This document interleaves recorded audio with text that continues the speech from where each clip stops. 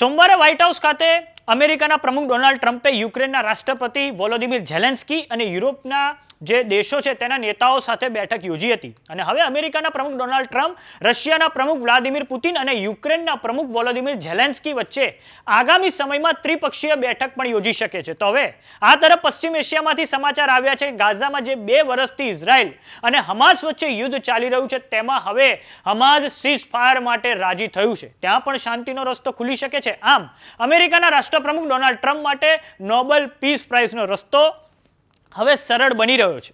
અમેરિકાના રાષ્ટ્રપ્રમુખ Donald Trump કે જેઓ દરેક વાતે ક્રેડિટ લેવા એટલા બધા આતુર હોય છે કે ન પૂછો વાત. તેઓ રાષ્ટ્રપતિ બન્યા તેના પછી 53 વખત કહી ચૂક્યા છે કે હું હોત તો રશિયા યુક્રેન યુદ્ધ ન થાય. સાથે જ હવે રશિયા યુક્રેન વચ્ચેનું યુદ્ધ હું શાંત કરાવીને જ રહીશ.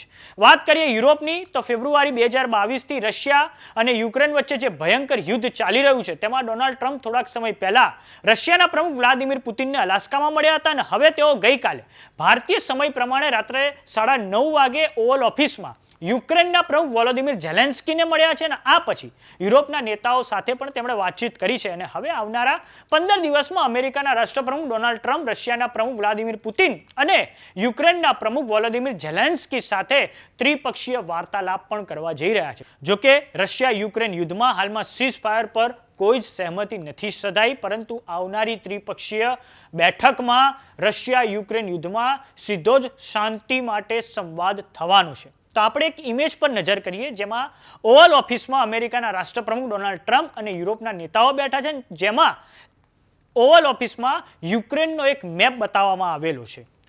આ ઓવલ ઓફિસ છે. રાષ્ટ્રપતિ ડોનાલ્ડ ટ્રમ્પ બેઠા છે, સાથે યુરોપના દેશોના જે વડાઓ છે જેમ કે ઇમાન્યુએલ મેક્રોન ફ્રાન્સના વડા છે, યુરોપિયન યુનિયનનું જે કમિશન છે તેના વડા ઉર્સુલા વોન દે લેયન, ઇટલીના વડા છે જોર્જિયા મેલોની, યુકેના વડા છે કેર સ્ટામર સહિત આખા યુરોપના નેતાઓ એમને મળ્યા હતા. તે દરમિયાન તેમને યુક્રેનનો એક મેપ બતાવવામાં આવ્યો હતો, જેમાં એ બતાવવામાં આવ્યું છે કે અત્યારે રશિયન ફોર્સિસની સિચ્યુએશન ગ્રાઉન્ડ પર શું છે અને રશિયન ફોર્સિસ હવે ધીરે ધીરે પશ્ચિમી યુક્રેન છે તેની તરફ આગળ વધી રહી છે. તો આ રહ્યો એ મેપ જે ઓવલ ઓફિસમાં વ્હાઇટ હાઉસમાં બતાવવામાં આવ્યો છે અને જેમાં રશિયન ફોર્સિસની જે ગ્રાઉન્ડ સિચ્યુએશન છે તે પણ બતાવવામાં આવી છે. જેમ કે આ છે લુહાન્સ્ક રિજન, પૂર્વીય યુક્રેનનું આ જે રાજ્ય છે તેમાં રશિયાએ 99% જેટલો કબજો આ રાજ્યમાં મેળવી લીધો છે. આ પછી વાત કરીએ ડોનેટ્સ્ક રિજન, તેમાં પણ 76% જેટલું જે વિસ્તાર છે તેની પર રશિયન ફોર્સિસે કબજો લઈ લીધો છે. આ પછી વાત કરીએ ઝેપોરિઝિયા, આની પર પણ 73% જેટલો રશિયન ફોર્સિસે આ પ્રદેશમાં પણ કબજો લઈ લીધો છે. અને છેલ્લે આવે છે ખેર્સન રિજન, તેમાં પણ રશિયન ફોર્સિસે 73% જેટલો ગ્રાઉન્ડ પર કબજો લઈ લીધો છે. અને આ છે બ્લેક સીના કાંઠે આ જે આવે છે ક્રિમિયા, જેની પર રશિયાએ ઓલરેડી 2014માં જ આક્રમણ કરી દીધું હતું અને તેની પર પણ ખૂબ મોટા પાયે રશિયન ફોર્સિસનો કબજો છે. અને હવે રશિયન ફોર્સિસ ગ્રાઉન્ડ પર જે પશ્ચિમી યુક્રેન છે તેની પર મજબૂત રીતે આગળ વધી રહી છે અને ખૂબ મોટા પાયે તોપમારો અને ડ્રોનથી હુમલા અત્યારે થઈ રહ્યા છે. 2024ના અંત પછી રશિયા ખૂબ જ અત્યાધુનિક હથિયાર સાથે ફરી એકવાર યુક્રેન પર ત્રાટક્યું છે અને જેના કારણે હવે રશિયાની સેના પશ્ચિમી યુક્રેન પર આ નકશામાં જેમ બતાવ્યું તેમ જબરજસ્ત રીતે આગળ વધી રહ્યું છે. વાત કરીએ ડોનાલ્ડ ટ્રમ્પની તો ડોનાલ્ડ ટ્રમ્પે આ બેઠક પહેલા જ યુક્રેન સમક્ષ એક શરત મૂકી દીધી હતી કે તમે આ જે ક્રિમિયા છે તેની પર તમારો દાવો ભૂલી જાઓ અને સાથે જ નોર્થ એટલાન્ટિક ટ્રીટી ઓર્ગેનાઇઝેશનમાં જે તમારે સદસ્ય પદ જોઈએ છે તે પણ હવે તમારે ભૂલી જવું પડશે.